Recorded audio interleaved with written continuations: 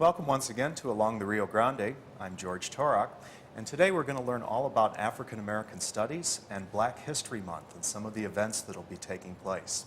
Joining us today is Dr. Maceo Daley. He's the Director of the African American Studies Department at the University of Texas at El Paso, and Ms. Arves Jones, a counselor at El Paso Community College's Valle Verde campus. Welcome to the program. Thank you. Thank you.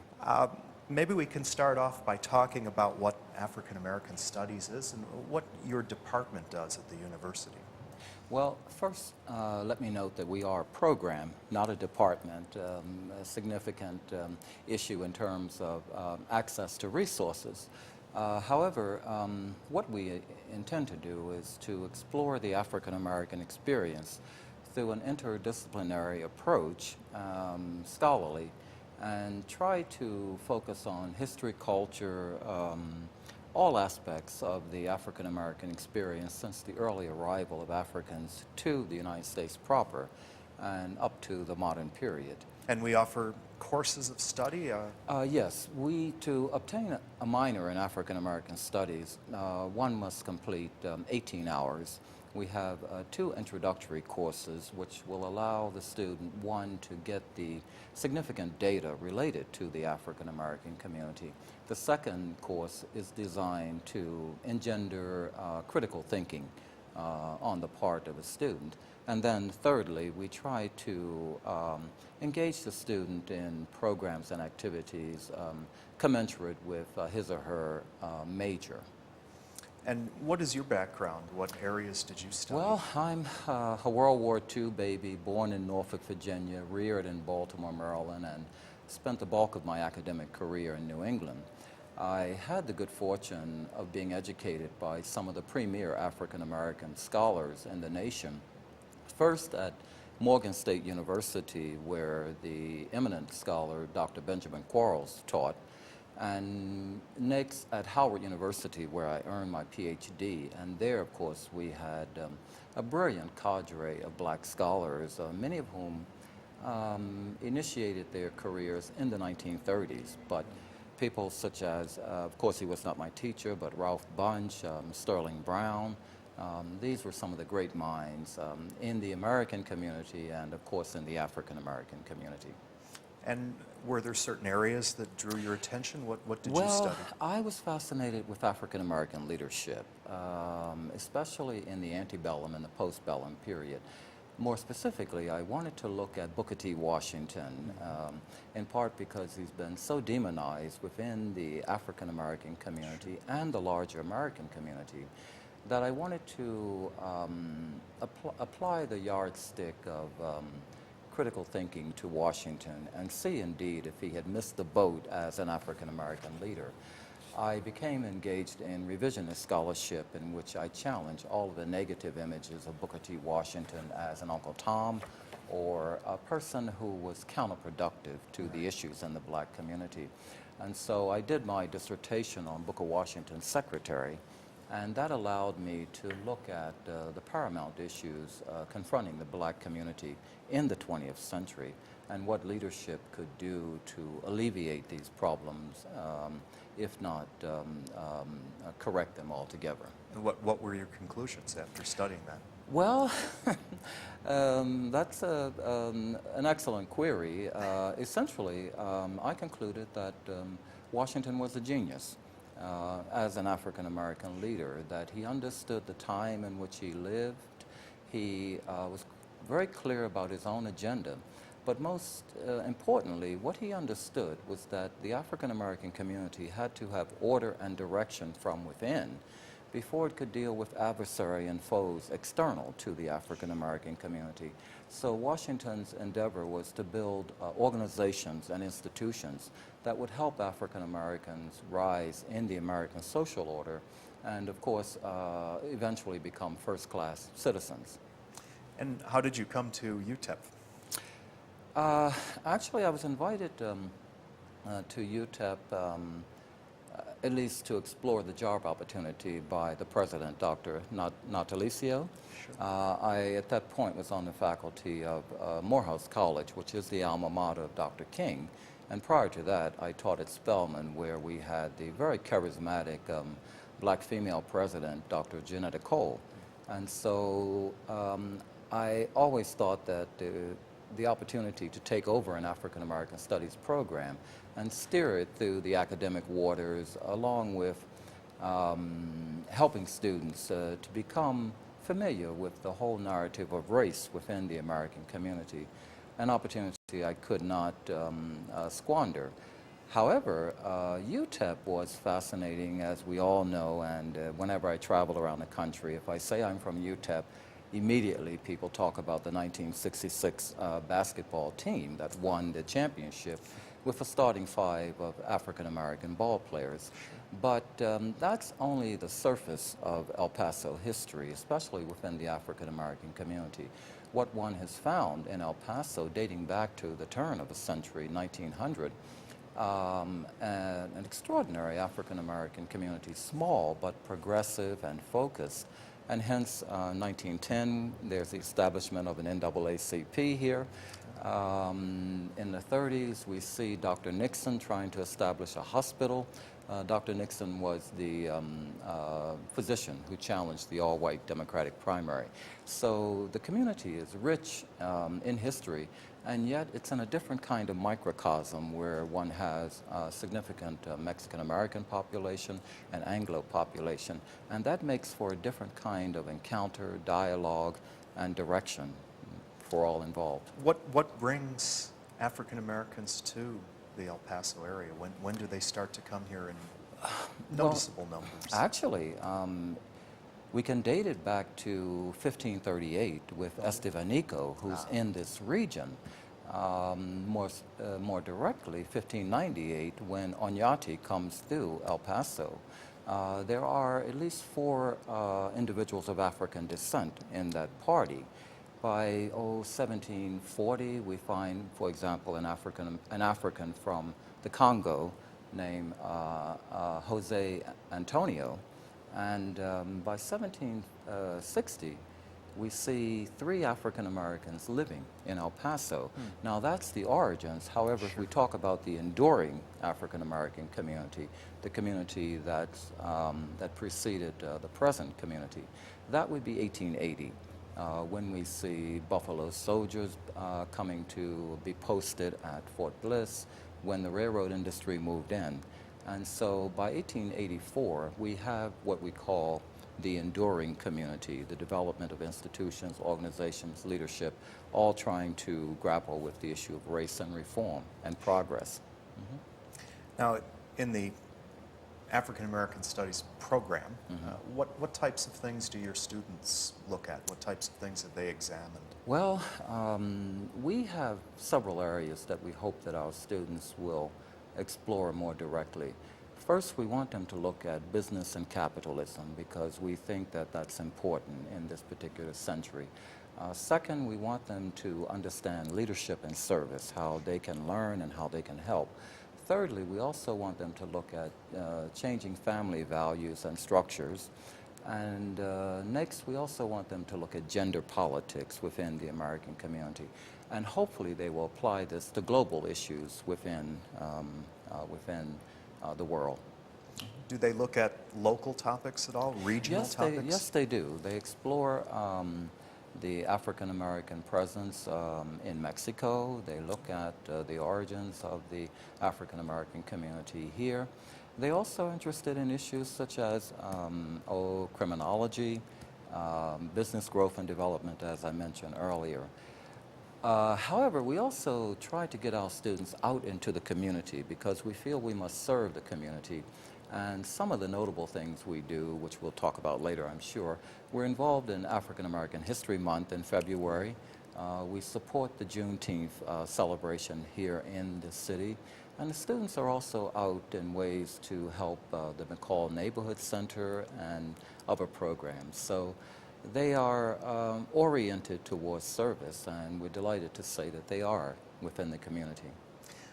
Let's talk a little bit about how African American Studies or Negro history begins as a field and how that takes us to Black History Month. An extraordinary chapter in African American history and American history. Actually, it all crystallized in the 1960s owing to the civil rights movement and the student movement, which demanded studies which would look at race, class, gender, and culture within the American community. So we had the first specific African American studies programs established 1967, 1968 at prestigious American universities. However, that period is extraordinary. It actually goes back to 1890 when we start to see the first group of black scholars graduating from Harvard University.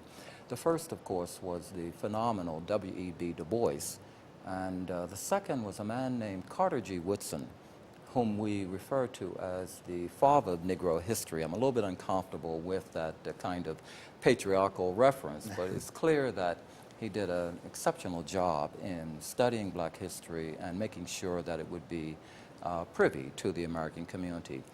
In 1926, Carter Woodson decided that we needed a more fundamental course of study and celebration.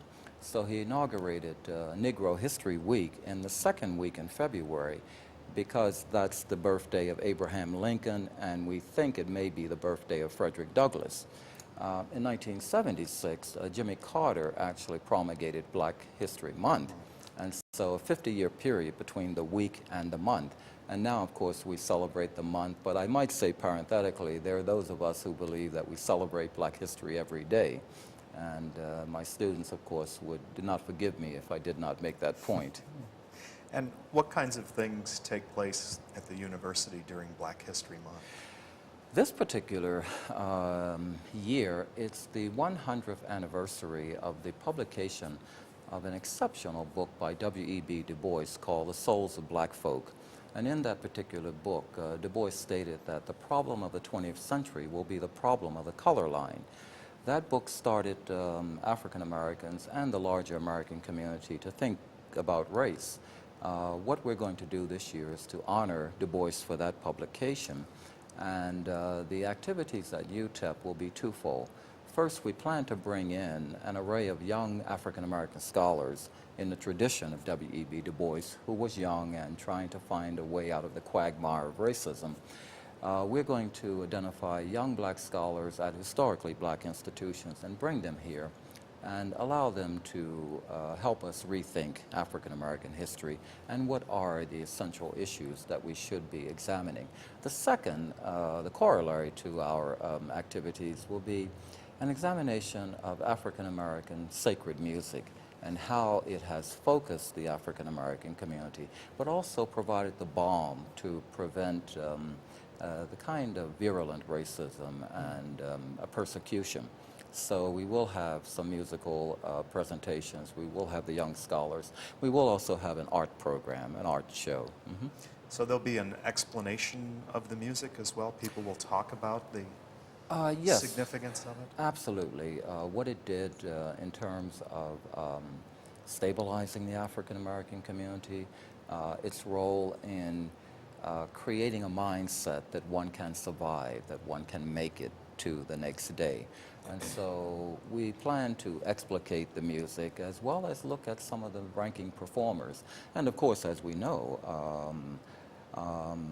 gospel music gave rise to rhythm and blues and jazz, and so this symbiotic relationship is important. But what we want to do is to look at music and what it tells us about where a community is and where it hopes to go. And Arves, you're with El Paso Community College. What is your position there? What do you do at the college? I'm a counselor there, and I work with the students in the occupational education programs. How did you become interested in Black History Month? Well, actually, I began the program at El Paso Community College about 4 years ago when I moved from the Fort Bliss campus of Community College to Valle Verde. And I was approached by the director of the diversity programs asking me whether or not I would put a Black History Month program together. And so that did appeal to me because I didn't feel that there were a lot of activities going on at El Paso Community College for the African American students as well as for the rest of the students also. And what kinds of things have we had over the years? Well, one of the things I did when I established this program is I wanted to establish some consistency in what we offered each and every year. And I wanted the community to know that when Black History Month came, the same day of the week, we would have an activity. So we initially, first year, started out with the Buffalo Soldiers, okay, and we did that as an introductory program for the college, and that worked out really well. And then we followed that up the following week with what I call a message and song, again alluding somewhat to what Dr. Daley says in reference to, you know, the African American people were very much associated with the music and within the church. So I bring in different components from within the churches. And then the third week, I will bring in what I call Jazz Night and Taste of the Motherland. And we have jazz performers come in. Primarily, I try to target the high schools because one of my goals is to recruit more African American students into El Paso Community College, and I think one way to do that is through the things that they do within their own schools. And then we have the Taste of the Motherland, where we serve traditional African American food. Wow. So the community comes in and they partake in that, as well as the students within the college itself. Now, I understand this year we're going to have a special guest. We are. This year I changed one component. I normally have an entertainment night, and so I basically discontinued that area of it and brought in what we're going to call In the Spotlight, where we're going to premiere somebody within the African community that has done something, you know, to move the African Americans along. And so this year we were very fortunate to have Dr. Terrence Roberts as one of the members of the Little Rock Nine come in. And so he will be speaking at the university as well as at El Paso Community College. So we're really pleased with him coming in. And maybe we should explain who the Little Rock Nine were. Many people were not around at the time that those events took place. Right. Can we set the stage for that? Okay. Little Rock Nine, basically you had 9 African American students that went to Central High School in Little Rock, Arkansas, and integrated that high school. And they had to be escorted into that high school by federal troops, you know, under the direction of President Eisenhower at the time, and that was required because of the level of racism that was going on at the time, and that they needed to be protected. And so these were young high school students that basically integrated the public school system there in Arkansas. And so when we had the opportunity to find out that Dr. Roberts was coming to El Paso, it's very nice to have an individual of his caliber to come here and speak to the community and speak to the students and impart some knowledge, you know, and experience that he has had throughout the years that many people, as you indicated, when he went there in 1957 may not have even been born. And many of our young African American students within the community, our young people, don't even know that history. So we're trying very hard to get the schools involved, the community involved, to come out and hear him speak and have him tell us what that experience was back in 1957, and how integration was and what racism was about back then. Sure. You know, and whether or not it still exists today, and we know that it does.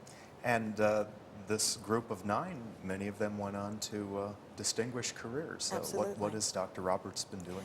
Dr. Roberts, excuse me, is running a master's program in psychology in California. Wow. And I understand there's a Who's Who event that's also tied into Black History Month. Yes, it is. How does that work? The program for the last 4 years, as I said, the first event was the Buffalo Soldiers, but following that, the last 3 years, this being the 3rd year, we incorporated what was called Who's Who. And we recognize African American juniors and seniors, primarily seniors, but we do have some juniors for their accomplishments within the community, whether it's on an academic level, whether it's community service within the community, whether it's within their churches. And we send letters out to the schools inviting them to nominate students for this particular program. And the initial year, the first year, we had 30 students. The second year, we had 57 students. And to date, we already have 60 applications. And the nice part about that is that parents and students actually call and want their son or daughter to participate in the program. And we bring them in and give them awards and things of that nature. But we're not just looking for the student that achieves on the high end of the academic level. You know, at El Paso Community College, we may get that student that's maybe your non-traditional student. That may have to work once they graduate high school. And so we're trying to target those students and bring them into the college itself and let them know that EPCC is a good place to start, and that they can obtain their education there. And if they choose to move on to the university, that's wonderful. If they choose to acquire the skills and go work within the community, that's great. But we just want them to know that there's some opportunities out there for them other than accepting jobs within the community that may not pay them the salary that they would like, or having to join the military because they feel there's no other alternatives for them. And we salute them. So it's been very powerful. Students have come in and they have indicated that they were very surprised that we were willing to even acknowledge them, and stating, you know, some that have said, I can't believe that you want me to participate in your program. You know, and we do, all Now, students. what kinds of things would a student need to do to be eligible for that? Primarily, they need to have the recommendation or pick up their applications from their school counselor or school principals, because we send them out to all of them. We also send it out to the clergy, because oftentimes the information is not given to the students from the counselors.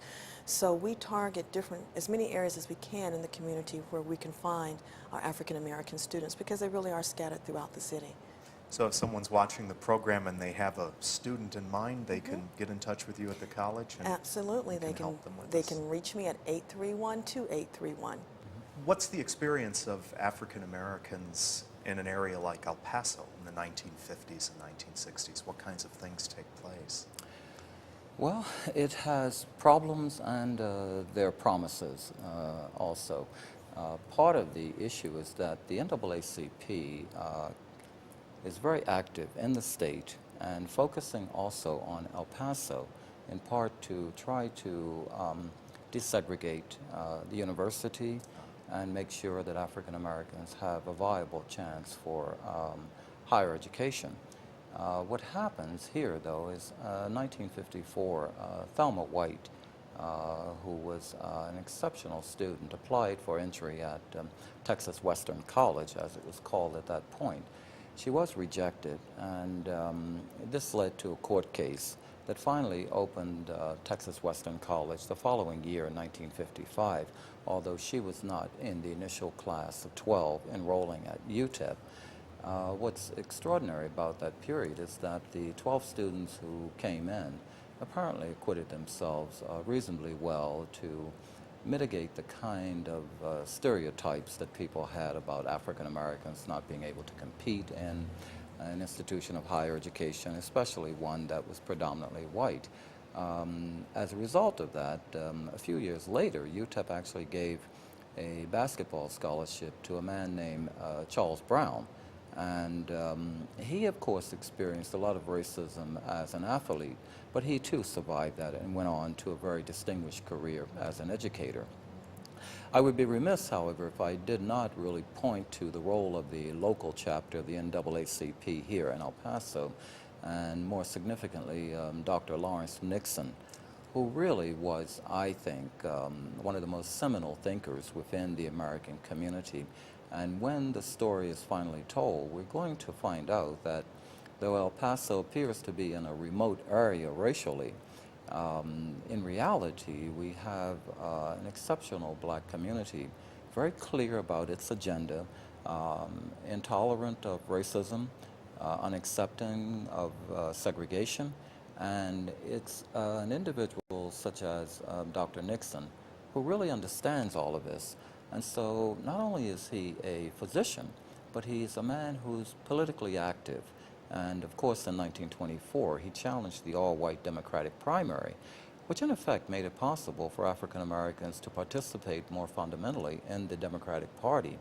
And of course, in 1936, what happened at the national level was that African Americans abandoned the Republican Party and shifted to the Democratic Party. I attribute that in part to the prescience and the ability of a man such as Dr. Nixon.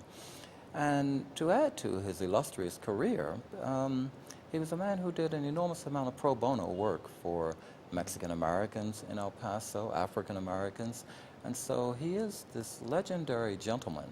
And to date, we really don't have the full-fledged biography we need, but we do have a PhD candidate at UTEP working on this biography. Terrific. Well, I certainly want to thank both of you for coming in and telling us all about African American studies and some of the events that are going to be taking place at Black History Month, both at the university and, of course, course, at El Paso Community College as well. Dr. Daley, thank you for joining us Thank today. you kindly. Arves Jones, we want to thank you as well for joining us today, and we look forward to a lot of exciting activities at the college in Black History Month. And we will put the phone numbers up for both of you at the end of our program so that people can get in touch with you and find out more about these things. Thank you. And I want to thank all of you as well for joining us today on Along the Rio Grande. I'm George Torok, and we hope to see you on our next program.